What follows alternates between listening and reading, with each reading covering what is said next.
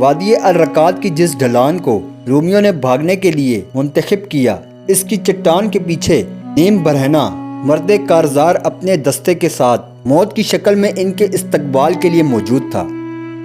السلام علیکم دوستو، ویڈیو دیکھنے سے پہلے ہمارے چینل کو سبسکرائب کر لیں اور نیچے دیے گئے بیل آئیکن کو کلک کر دیں تاکہ باقاعدگی کے ساتھ ہماری ویڈیو آپ تک پہنچ سکے۔ جلد ہی رومیوں پر پتھروں کی بوچھاڑ نازل ہوئی۔ اگر کوئی رومی ہمت کر اوپر چڑھا، وہ بھی پتھروں کی زد میں آ گیا۔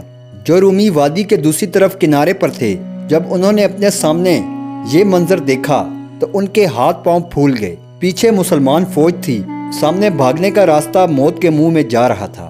انہوں نے ایک بار پھر ارادہ کیا اور تعاقب کرنے والے مسلمانوں کے مقابلے کے لیے تیار ہو گئے۔ دوپہر ڈھل رہی تھی، رومی اپنی 2/3 فوج کھو چکے تھے۔ مسلمانوں کی اجتماعی نفری 30,000 کے لگ بھگ رہ گئی، جس میں سے آدھے سے زیادہ زخمی تھے۔ مگر جنگ کا یہ گویا آخری مرحلہ تھا۔ رومی سنبھل چکے تھے، وہ ایسی جگہ پھنس چکے تھے، اپنا اسلحہ حاصل نہیں کر سکتے تھے۔ ان کی پہلی صف جان توڑ کر لڑی۔ مسلمان آگے بڑھتے رہے، تلواروں سے تلواریں اور نیزوں سے نیزے ٹکراتے رہے۔ جو گرتا وہ اپنی ہی فوج کے پاؤں کے تلے روندا جاتا۔ سیدنا زرار رضی اللہ عنہ اپنا مورچہ سر کر کے وادی الرقات کے اس کنارے پر پہنچے جہاں رومی زندگی اور موت کی آخری جنگ لڑ رہے تھے۔ اب سورج غروب ہو رہا تھا۔ میدان جنگ یرموک میں ایک بھی زندہ رومی موجود نہ تھا۔ رات کو مال غنیمت جمع ہوتا رہا، فضا میں تکبیروں کی آوازیں گونجتی رہیں۔ سیدنا خالد رضی اللہ عنہ نے اگلی صبح معان کا تعاقب کیا۔ معان کا خیال تھا مسلمان مال غنیمت جمع کرنے میں مشغول ہوں گے۔ وہ بڑے اطمینان سے اپنے بچے کچے سپاہیوں اور زخمیوں کو لے کر دمشق کی طرف بڑھ رہا تھا۔ سیدنا خالد رضی اللہ عنہ نے انہیں آدھے راستے میں جا لیا۔ ارمانیہ کا بادشاہ ایک مسلمان سپاہی کے ہاتھوں قتل ہوا۔ بچی کچی فوج بھاگ نکلی۔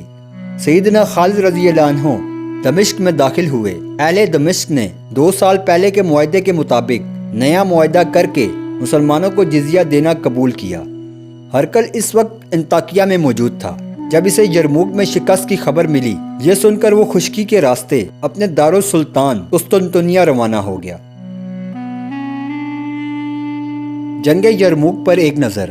تاریخ عالم کا یہ انوکھا کارنامہ تھا۔ اس میں کئی قسم کے جوڑ توڑ اور حربی تربیتیں استعمال کی گئیں۔ یہ سب کچھ صرف سیدنا خالد رضی اللہ عنہ کی حربی تدبیریں اور جنگی صلاحیتوں کا بے مثال نمونہ تھا۔ پہلے 4 روز صرف مدفعانہ جنگ لڑی گئی تاکہ دشمن تھک کر نڈھال ہو جائے۔ آخری 2 دن جارحانہ جنگ لڑی گئی جس نے دشمن کو شکست فاش کیا۔